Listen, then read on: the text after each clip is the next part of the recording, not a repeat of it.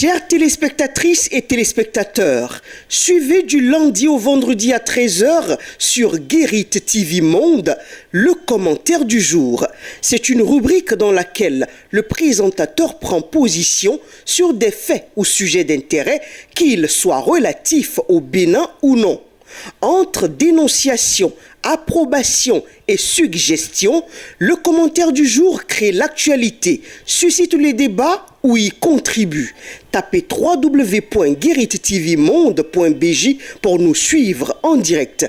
Guérit TV Monde, le leader des Web TV.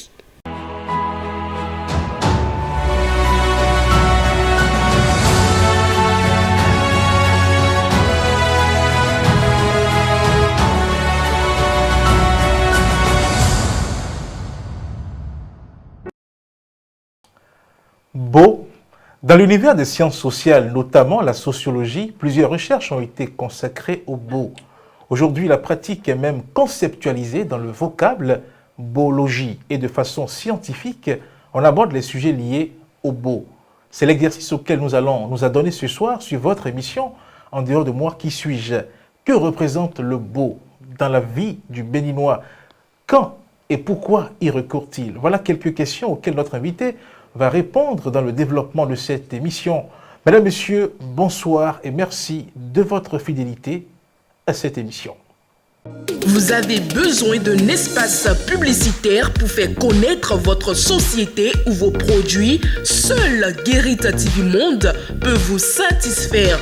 Pour tout renseignement, contactez le 00229 91 19 10 10.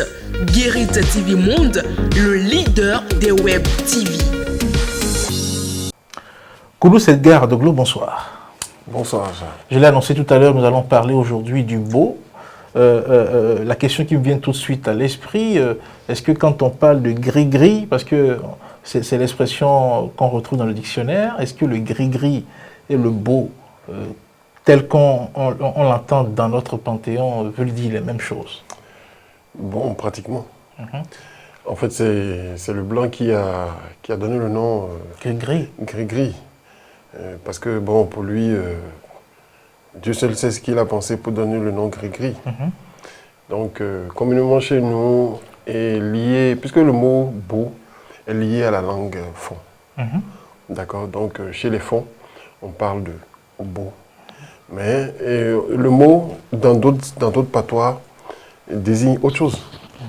D'accord? Dans d'autres patois, ça désigne autre chose. Oui, comme quoi par exemple? Soyez un peu. Il y a d'autres chez les Goûts. Bon, chez les Goûts, bon, il y a des Goûts qui définissent ça comme beau. Il y a d'autres aussi qui disent ama. D'accord? Il y a d'autres qui disent nuiwa. Il y a d'autres, quand je prends la langue Yoruba par exemple, on dit ogun. Souvent un peu. Tu vois que ce n'est pas les mêmes. Quand on dit beau, on dit ogun. Souvent un peu. Mais le mot beau, c'est fondamentalement lié à la langue fond. La langue fond. Un peu. Donc, quand on va prendre le contexte social, c'est lié à une ethnie bien précise. Ok. D'accord. Donc, mais quand je prends le mot gris-gris c'est un peu large en français. Et c'est vrai que le mot gris-gris, c'est un peu c'est dégradant. C'est dégradant, c'est comme si on considérait une science immuable comme un jouet, c'est-à-dire comme un gadget. Vous voyez un peu. Bon, peut-être aussi à cause du fait que par rapport aux appareillages, c'est-à-dire quand je prends par exemple les cadenas, quand je prends par exemple les cornes, on a l'impression que c'est des jouets en fait. Donc c'est peut-être dans cette optique-là que le blanc a dit, bon, on va nommer ça gris-gris. Ça voit un peu. Donc, mais aujourd'hui, comme le mot, la langue fon étant une langue très très puissante, donc le mot s'est imposé pratiquement à tout le monde, à toutes les ethnies au Bénin. Donc quand vous arrivez chez les Adias, vous entendez beau. Quand vous arrivez chez les pratiquement dans tout le Bas-Bénin. Dans l'aire culturelle à Diatado. Dans l'aire culturelle à Diatado, on parle de Bo. Le mot revient pratiquement dans toutes ces langues-là. Donc voilà, sinon dans le contexte, dans chaque ethnie, il y a un mot désigné pour ça. Pour ça. Voilà. Donc, justement, et comme je l'ai dit dans l'introduction, aujourd'hui, le beau est allé jusqu'à la conceptualisation. Dans les études universités et scientifiques, on ne traduit plus, on utilise directement l'expression beau. Et on a même des chercheurs qui sont allés jusqu'à la biologie. Oui, et en fait, c'est vraiment... Il fallait ça. Il fallait ça pour permettre aux gens de comprendre un peu. Et en fait, ça. Pour permettre, pour démystifier un peu, pour montrer aux gens qu'en réalité, c'est une science. D'accord? C'est une science assez vaste. Une science en bonne et due forme. Et voilà, tout le mérite aux précurseurs de ce mouvement, de ce concept-là. D'accord? Et qui continue aussi de faire des recherches. D'accord? Le professeur Mozouvi.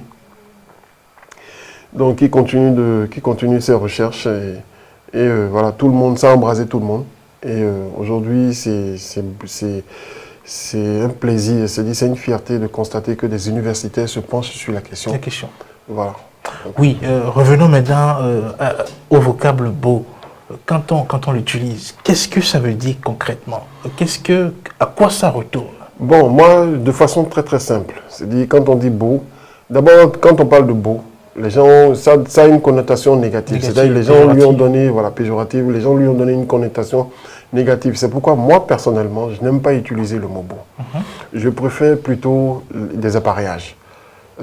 C'est des appareillages, c'est selon le besoin, d'accord? On peut créer cet appareillage-là, on peut fabriquer, c'est comme un laboratoire, c'est-à-dire c'est comme, en fait, le spécialiste du beau, c'est comme un chimiste, d'accord? Un chimiste qui fait des expérimentations, et mais ces expérimentations ne sont pas des expérimentations voilà, sur un coup de tête. C'est des choses c'est de la connaissance qui vient des mondes internes, c'est-à-dire qui vient des mondes intérieurs, de l'invisible, d'accord, et qui suit un processus initiatique. Voilà, parce qu'il y a le processus initiatique qu'on doit prendre en compte. Parce que sinon, tout le monde peut se lever et dire je peux faire un beau, ou bien je peux faire un appareillage par rapport à telle situation, telle situation. Donc, il y a ce côté initiatique-là. Parce qu'il y a d'autres paramètres qui entourent cette science-là, en fait. Vous voyez un peu ce que ça en est. Donc, voilà. En Europe, on parle de la chimie. Est-ce qu'on peut considérer celui qui fabrique le beau chez nous comme étant un chimiste? Non, mais je viens de parler tout à l'heure. C'est pas... Bon, en fait, les gens... on entend souvent les gens parler de chimie. De chimie? De chimie, que c'est de la chimie, c'est de la chimie, c'est de la chimie. Bon, la chimie physique, la chimie dans le plan physique était considérée dans le temps comme un truc extraordinaire. Vous voyez un peu ce que ça entendait. Parce que au niveau aussi de cette science-là, il y a il y a le côté chimique, chimique plutôt. Il y a le côté chimique où on utilise tel ingrédient sur tel ingrédient, créer un effet tout de suite. Vous voyez un peu ce que c'est en train de dire.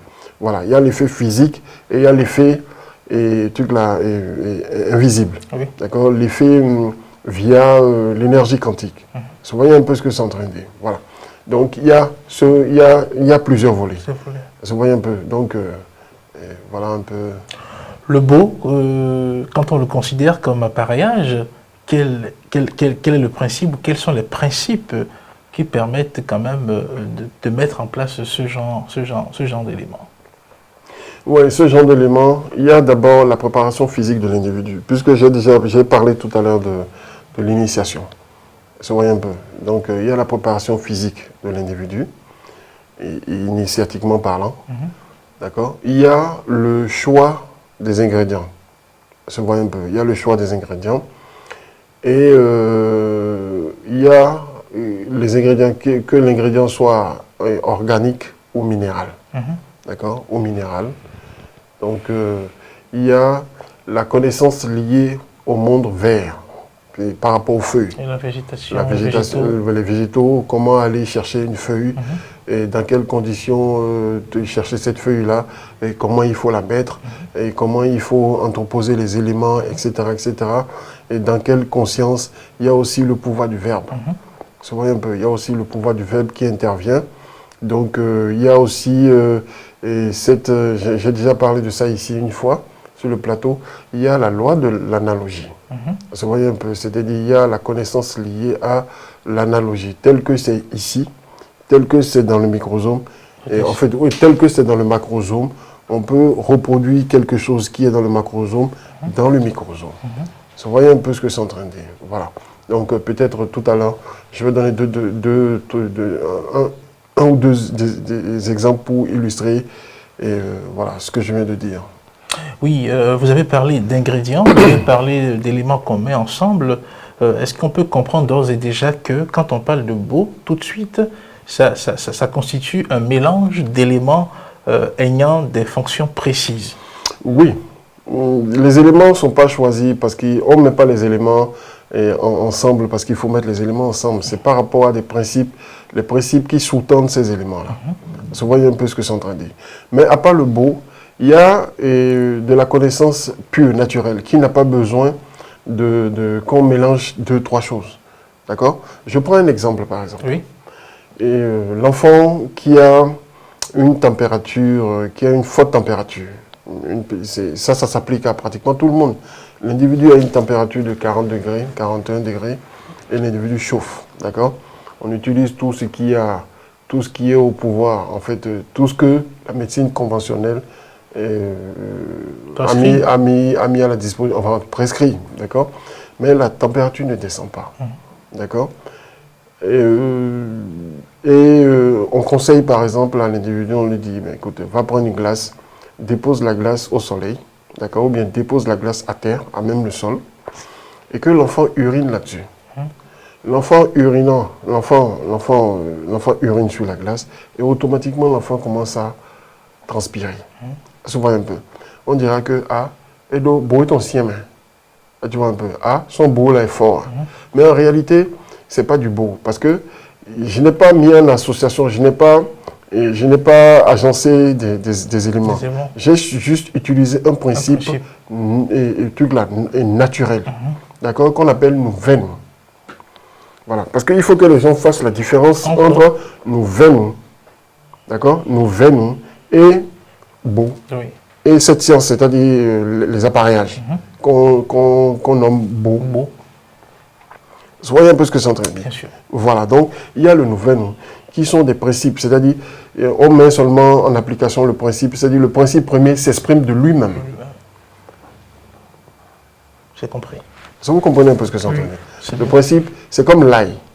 D'accord? L'ail, quand je prends l'ail et je prends un certain nombre que je mets par exemple à la porte ou bien à chaque entrée de chaque maison, j'empêche des entités néfastes de rentrer dans la pièce ou bien de rentrer dans la maison. D'accord?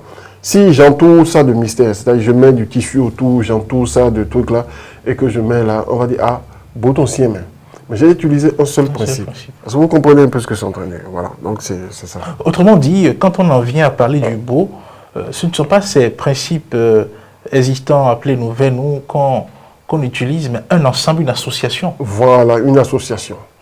Voilà, une association ça peut être une association d'éléments minéraux, en fait, qui peut concerner le minéral, du monde minéral. Ça peut être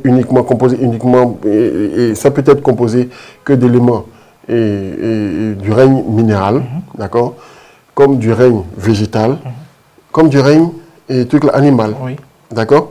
Mais maintenant, il y a aussi les combinaisons. On se voit un peu. Donc, il y a les combinaisons liées à chaque principe, et puis voilà.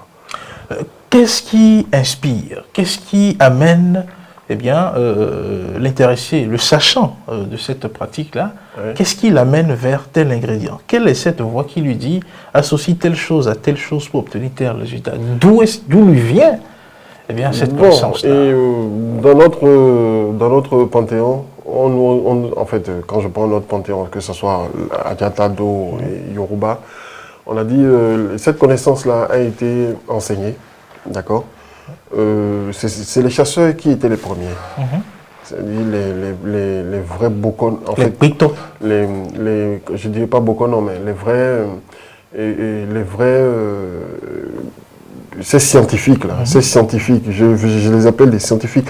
En fait, les vrais détenteurs de ce savoir là, on raconte que, il y a une histoire qui raconte que ce sont les chasseurs, parce que les chasseurs étant dans la forêt, dans la brousse, etc., tout ça là, et rentraient en contact des entités pures de la nature, c'est-à-dire pouvaient transcender, c'est-à-dire rentrer dans des dimensions.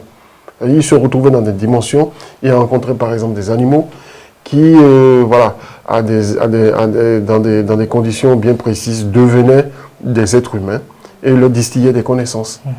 Vous voyez un peu ce que c'est en train de dire. Voilà. Leur disait, bon, telle feuille, ça peut faire ci, telle feuille, ça peut faire ci, dans telle condition, il faut aller, etc. Tout ça. Vous voyez un peu ce que c'est en train de dire. Voilà. Donc, il y a aussi, et comme on le dit, moi je les appelle en fait, les régents. Les régents des différents règnes, c'est-à-dire ces entités, les élémentaux, etc., tout ça là, et ont rencontré, c'est-à-dire il y a eu des rencontres entre ces élémentaux-là et les humains, et ces élémentaux ont distillé la connaissance, c'est des connaissances bien précises sur l'élément dont ils sont l'incarnation, l'expression. Vous voyez un peu ce que c'est en train de dire. Et il y a aussi l'autre côté, c'est-à-dire la nature elle-même, personnifiée, qu'on appelle nos mères, d'accord, qui ont aussi donné des connaissances, d'accord, qui ont aussi donné des connaissances à ceux qui méritent ces connaissances-là, d'accord, à ceux qui méritent ces connaissances-là, pour pouvoir, voilà, équilibrer, guérir des maladies, venir à bout de certains problèmes, etc., tout ça là. Donc voilà un peu le mode de transmission. Et maintenant, il y a de ces cercles de connaissances dont on a parlé un peu plus tôt dans une émission liée à la science adienne. Donc, dans ces cercles de connaissances-là, il y a de ces connaissances et trucs là, secrètes, d'accord, et qui sont distillées, c'est-à-dire qui sont enseignées, d'accord, et maintenant qui, avec le temps, ont été transmises, d'accord, ont été transmises de père à fils, de père à fille, de mère à fille, etc., tout ça là, donc, pour qu'on en donne, ce qui fait qu'on en est aujourd'hui à ce que voilà, il y a une éclosion, en fait tout le monde est au courant de cette science-là, etc. Tout ça là, voilà. Donc il y a les personnes, les détenteurs réels de cette connaissance, et il y a ceux-là qui, parce qu'ils ont entendu dire, veulent s'y essayer. Voilà, donc voilà, c'est des tricheurs. C'est dit, cette science-là, c'est pas une science parce que c'est une science, parce que au temps des Européens, et tout se passait dans les laboratoires. Quand on parlait, et quand je prends par exemple la gnose, où on parlait de la forge de Vulcain, où on parlait de la 9e symphonie de Beethoven, ou bien etc. Tout ça là, c'est des creusets, quand je prends par exemple ces sectes, parce que quand on parle de secte, tout de suite, ça donne une connotation négative. Une secte, c'est une section, c'est-à-dire c'est une portion de personnes qui détiennent une certaine forme de connaissance. Se voit un peu. Et ces gens-là se retrouvent dans un endroit bien précis pour travailler, expérimenter et voilà, faire des recherches, avancer, évoluer. Vous voyez un peu ce que ça entend. Voilà, donc c'est ça. Le beau en question, quelles sont les différentes fonctions de cet appareillage-là? À quoi ça sert? Quelles sont les différentes fonctions? Bon, écoutez, les différentes fonctions en fait, l'appareillage a plusieurs fonctions. D'accord? Il y a des appareillages pour détruire. D'accord? Il y a des appareillages, oui, pour détruire. Il y a des appareils pour détruire. Il y a des appareils pour envoûter. Des appareillages plutôt pour envoûter. Il y a des appareillages pour guérir. D'accord? Il y a des appareillages pour avancer, pour des ouvertures. D'accord? Il y a des appareillages qu'on peut utiliser pour le bien comme pour le mal. Par exemple, des amplificateurs du pouvoir du verbe, d'accord, des amplificateurs du pouvoir du verbe, comme les Olugbon, c'est-à-dire ces cornes de pouvoir que vous voyez les gens tenir, etc. Tout ça là, c'est des amplificateurs du pouvoir du verbe, c'est-à-dire c'est des égrégores dont on charge, on les charge de certaines missions qu'ils vont accomplir. Vous voyez un peu ce que c'est en train de dire. Il y en a en petit format, il y en a en grand format, il y a plusieurs sortes, d'accord. Il y a des cadenas pour bloquer par exemple une voiture et la rendre inutilisable à jamais, d'accord. Et voilà, c'est dit, les fonctions les fonctions sont variées. Ça dépend en fait de la conscience de celui qui veut utiliser. Et ça dépend aussi de la conscience de celui qui détient cette connaissance-là. C'est-à-dire, il peut l'orienter dans le mal comme il peut l'orienter dans le bien. Dans le bien. Voilà. Oui, quand on parle toujours du beau en question, quels sont les différents types? Quelles sont je dirais les différentes formes de beau qui existent de façon concrète et qui sont utilisées dans notre société? Parce que récemment, nous avons fait une émission sur les savons de chance, sur tout ce qu'on peut faire pour attirer de la clientèle. Est-ce qu'on peut considérer ça comme étant du beau? Oui, on peut considérer ça comme du beau. D'accord, on peut considérer ça comme du beau positif. D'accord, on peut considérer. Donc le yolo en question, c'est du beau. Le yolo, c'est du beau. Le yolo, c'est du beau. D'accord. Donc sur le marché actuellement, vous allez voir, les gens sont friands des cadenas. D'accord. Parce qu'ils veulent sceller telle situation, surtout les situations pénales. D'accord. Il y a les piquets. Oui, non, on va essayer d'utiliser les mots du Panthéon parce que voilà, on parle de sceau. Voilà, les piquets, il y a le sceau, d'accord, pour pouvoir faire taire une situation, ou bien pour pouvoir bloquer, ou bien faire du mal à quelqu'un, lui montrer que oui, que bon, lui, il n'est rien du tout, d'accord. Il y a, comme je l'ai dit, les cornes de pouvoir, d'accord. Il y a des poudres, c'est-à-dire ces différentes poudres, soit pour soit pour augmenter son pouvoir attractif, ou soit pour maudire quelqu'un. Vous voyez un peu. Donc il y a plusieurs choses, il y a une kyrielle.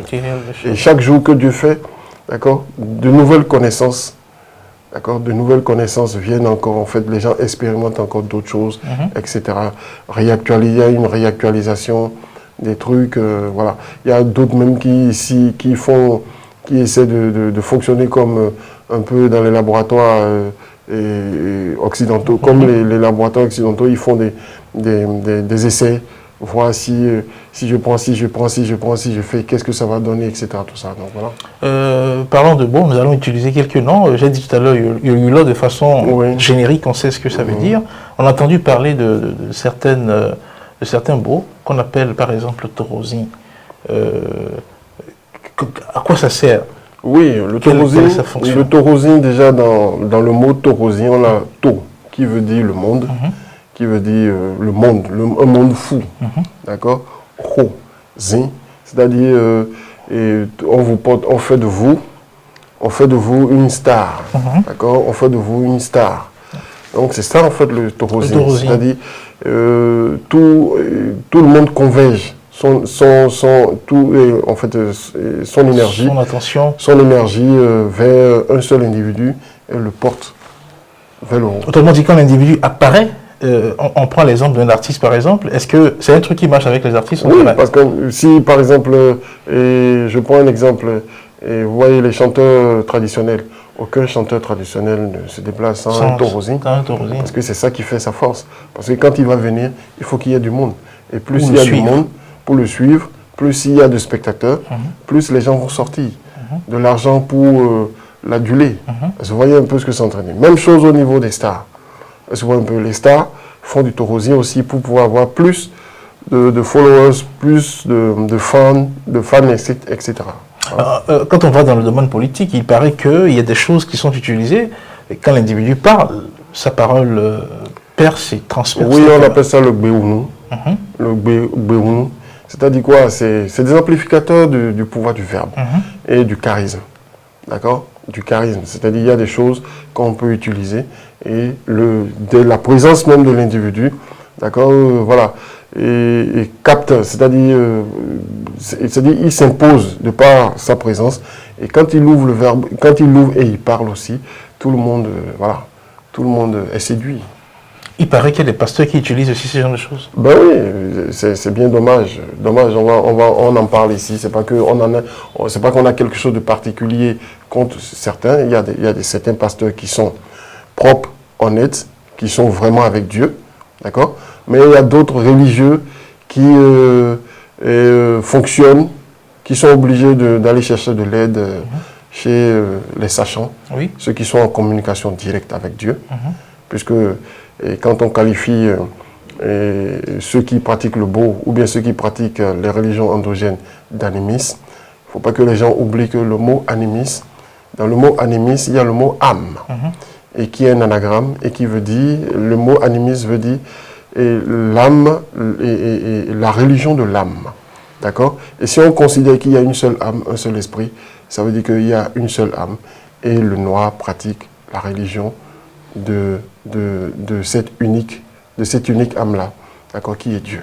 Quand quelqu'un, par exemple, on tire sur lui, ça n'entre pas, on lui met le couteau, ça ne passe pas, c'est du beau aussi. Ça aussi, c'est du beau protecteur. Voilà, du beau qui permet d'être à l'abri, d'accord, des balles, d'être à l'abri des coups de couteau. Mais ça aussi, quand on rentre dans les... Quand je prends par exemple l'enchéridion d'un pape catholique, d'accord, je ne vais pas dire le nom, d'accord. Mais chez les catholiques, il y a ces recettes-là que ce pape-là, pour se protéger des balles avec les oraisons, pour se protéger des coups de couteau avec les oraisons. Ça existe, c'est pas seulement lié chez nous, ça existe. Même quand on rentre aussi dans la religion musulmane, il y a des choses. Quand je prends Toumba, par exemple, Toumba a démontré au monde entier, d'accord, que le Coran sert aussi à se protéger. Quand on est friand des films yoruba, on constate que oui, il y a beaucoup d'usages du beau qui sont faits dans ces films-là. Des gens qui disparaissent. Le fifobo. Oui, le fifobo aussi existe. Le fifobo, ce n'est rien d'autre que ce que les gnostiques ont défini, c'est-à-dire se retrouver dans les mondes internes, c'est-à-dire traverser le monde interne en état on appelle ça bouger en état de dynastie. C'est-à-dire quoi, on se retrouve avec son corps, on arrive à traverser les mondes et les frontières invisibles et se retrouver encore dans le visible, d'accord, avec son corps physique.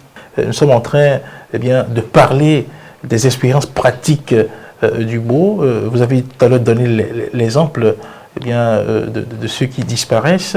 On se pose la question de savoir, je reviens toujours à l'ingrédient, parce que dans mes recherches personnelles, j'ai pu entendre des gens dire, parlant d'ingrédients, il y a des plantes qui, dès lors qu'ils sentent le bruit, ces plantes-là disparaissent dans la forêt et se retrouvent à un autre lieu. Est-ce à dire que c'est ce principe-là qui est utilisé par exemple pour faire le fifobo? Oui, bon, en fait, il y a de ces plantes-là, qui sont réputées pour ça, d'accord. Et il y en a, on en utilise pour trucs là. Mais c'est pas seulement les techniques sont variées. Les techniques sont variées d'une ethnie à une autre, d'un initié à un autre. Vous voyez un peu ce que c'est en train de dire. Voilà, donc il y a une kyrielle de techniques. Vous voyez un peu. Donc il y a par exemple, quand je prends par exemple, vous voyez la feuille, les feuilles qui tombent. Les feuilles qui tombent, qui tombent, les feuilles sèches qui tombent et qui sont prises au vent. Vous allez constater que dès l'instant où vous avez l'intention, par exemple, d'attraper ces feuilles-là, on a l'impression qu'elles bougent. Et si vous ne savez pas faire, vous allez vous retrouver dans le décor et puis vous blesser. Un peu. Ces feuilles-là, par exemple, d'accord, permettent à l'individu, quand on arrive à mettre la main dessus, on l'associe par exemple à des ingrédients que je suis en train de voir là, et quand l'individu a ça, l'individu peut, c'est-à-dire malgré que l'individu est dans le système pesanteur, ça permet à l'individu à un moment donné de flotter, c'est-à-dire de flotter comme une plume. D'accord? Je prends par exemple, quand l'individu doit faire une chute par exemple, l'individu fera la chute, mais l'impact est attendu ne sera pas la même, ne sera pas plutôt le même que celui qui va tomber, celui qui n'a pas cette technique-là. D'accord? Son impact sera beaucoup plus dévastateur que l'autre. L'autre va tomber comme si c'était une plume. Mais celui qui a ce genre de truc sur lui ne va pas faire une chute fracassante. Fracassante. Vous voyez un peu ce que c'est en train de dire. Voilà. Quand en parlant toujours du beau, parce qu'il y en a plusieurs, il se fait qu'il y en a une multitude. Est-ce qu'il est possible de faire des choses, eh bien, par exemple, pour se protéger contre, eh bien, je sais pas, les attaques venant... Un beau négatif. Est-ce qu'il y a un beau positif pour se protéger contre un beau négatif? Voilà, quand on dit tout à l'heure que... Tout à l'heure, dans l'émission précédente, on avait parlé du tchakatou. Le tchakatou, c'est du beau. C'est du beau aussi. D'accord? C'est du beau. On peut considérer ça comme... Bon, c'est dans deux dimensions. Il y a le côté négatif, où je fais du mal délibérément à quelqu'un. D'accord? Mais il y a aussi une sorte de... Bon, je ne dirais pas tchakatou en tant que tel, mais un truc de protection, ou quand vous vous sentez, c'est-à-dire quand quelqu'un, c'est indépendamment même de l'autre, l'autre même n'a même pas conscience de ça. D'accord? C'est dit quoi? C'est comme une mine.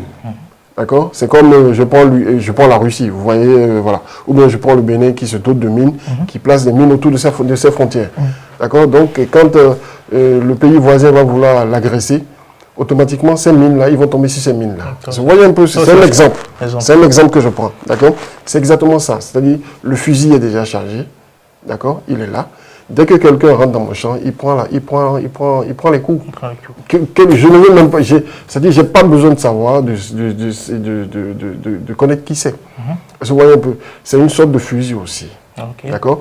Mais utilisé pour se protéger. Dès que quelqu'un rentre dans le champ, ou bien quelqu'un rentre dans le champ d'un membre de ma famille, automatiquement le truc se déclenche.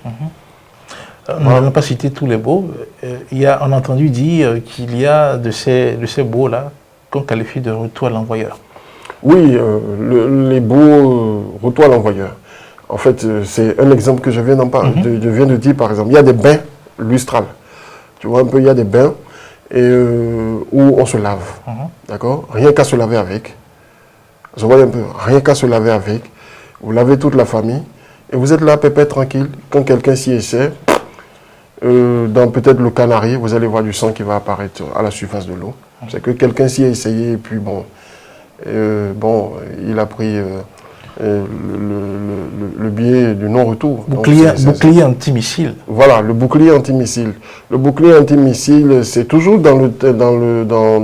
il y a des boucliers antimissiles. Il n'y a pas... Généralement, les boucliers antimissiles vont de pair toujours avec le retour à l'envoyeur.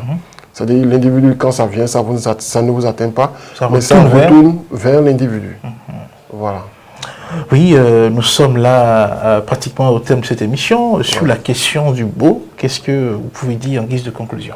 Oui, en guise de conclusion, ça fait toujours partie du thème de l'émission En dehors de moi, qui suis-je? C'est-à-dire, le beau n'est pas quelque chose de négatif. C'est une science, d'accord, comme de la chimie, qu'on nous a enseigné à l'école. C'est une science. Mais il faut comprendre que cette science-là n'est pas pour n'importe qui. C'est-à-dire, il faut forcément entrer dans un système initiatique. Tous ces universitaires qui essaient de développer la chose, qui essaient de porter la chose, sont tous des initiés. D'accord? C'est pourquoi le monde invisible les autorise à vraiment c'est-à-dire à faire ce qu'ils sont en train de faire. Vous voyez un peu ce que c'est en train de dire. Voilà. Donc, on ne demande pas à tout le monde de devenir biologue, d'accord? Mais ce qu'on demande, c'est dit, ça fait partie aussi de la connaissance de soi. Parce que si vous enfreignez les lois et les principes de la vie, et que quelqu'un reste là-bas avec son beau négatif, il peut désorganiser votre énergie. Donc, il y a besoin d'aller à cette quête-là. Non seulement ça, s'imprégner des principes et des lois de la vie, mais aussi essayer de comprendre cette science-là, d'accord, pour pouvoir mieux protéger nos enfants et mieux se protéger. Merci. Le beau, c'était donc le sujet de cette émission, de ce numéro En dehors de moi, Qui suis-je? Vous avez entendu parler notre invité de ce que c'est que le beau dans un contexte social comme celui du Bénin. Rares sont ceux qui diront qu'ils n'ont jamais entendu parler du beau ni vu comment ça fonctionne. Vous n'êtes pas forcément friand de la chose, que vous soyez chrétien, que vous soyez musulman, qui que vous soyez, que vous y croyez ou non, le beau, ça existe, ça fait partie des réalités existantes au Bénin. Il faut savoir comment se positionner pour ou contre et dans quel contexte se mettre par rapport à ça. Merci de nous avoir suivis. C'est un plaisir d'avoir été des nôtres. À jeudi prochain.